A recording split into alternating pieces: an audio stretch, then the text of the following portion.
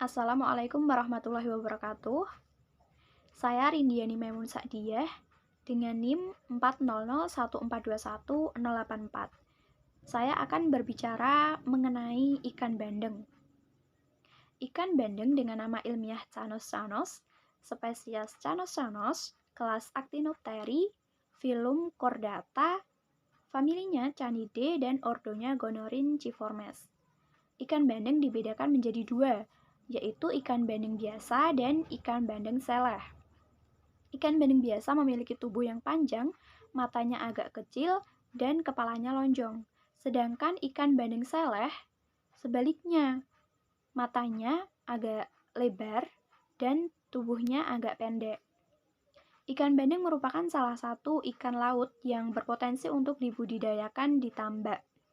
Ikan bandeng mampu beradaptasi terhadap perubahan lingkungan, seperti suhu, pH, kekeruhan air, dan juga dapat bertahan terhadap penyakit. Ikan bandeng muda hidup di laut selama 2-3 minggu setelah menetas dari telurnya. Kemudian ikan bandeng itu akan berpindah ke rawa-rawa bakau, di mana di rawa-rawa bakau itu airnya adalah air payau. Tetapi ikan bandeng juga dapat hidup di danau air asin. Kemudian setelah ikan bandeng dewasa, ikan bandeng itu akan kembali ke laut untuk berkembang biak dengan cara bertelur.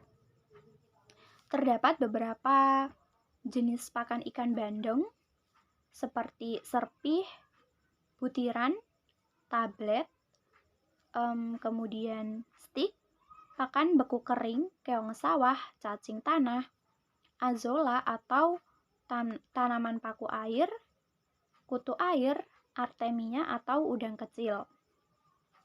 Sedangkan makanan organik dari ikan bandeng yaitu seperti plankton, daun talas, ampas kelapa, dan lumut.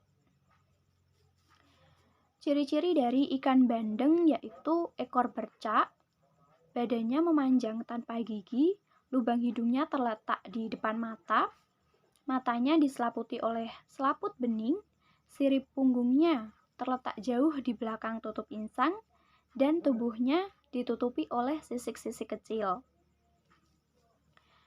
Karakteristik dari ikan bandeng yaitu badannya langsing, sisiknya seperti kaca, serta dagingnya berwarna putih seperti susu dan rasanya pulen, sehingga ikan bandeng ini mendapat julukan milkfish. Uniknya dari ikan bandeng ini adalah mulutnya tidak bergigi dan makanannya itu tanaman-tanaman di dalam laut. Selain itu, panjang usus ikan bandeng ini 9 kali lebih panjang dibandingkan tubuhnya. Anatomi ikan bandeng dibagi menjadi dua, yaitu anatomi eksternal dan anatomi internal. Anatomi eksternal ini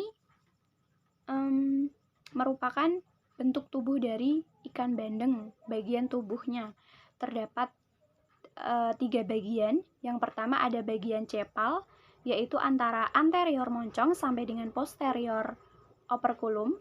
Kemudian bagian truncus, antara posterior operculum sampai dengan anus, dan bagian caudal dari anus hingga sampai posterior ekor.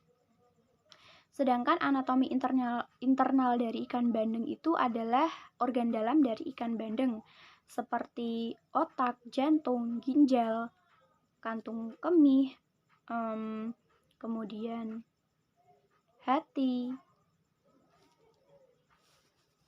dan juga otak. Ikan bandeng memiliki 4 tulang utama, yaitu T-operculum, operculum, suboperculum, dan interoperculum.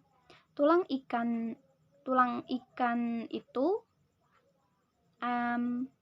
terbagi menjadi 2, yaitu abdominal dan caudal. Pada bagian kepala terdapat mata, mulut, dan insan. Mata berfungsi untuk melihat, mulut berfungsi untuk makan, insang berfungsi untuk bernapas. ikan bandeng tidak bernapas menggunakan hidung, karena hidung ini berfungsi sebagai alat indera, di mana alat indera ini berfungsi untuk mencium bau mangsa ataupun predator. Sekiranya hanya itu yang dapat saya sampaikan. Mohon maaf apabila terdapat salah. Saya mohon maaf. Wabillahi taufiq wal hidayah. Wassalamualaikum warahmatullahi wabarakatuh. Terima kasih.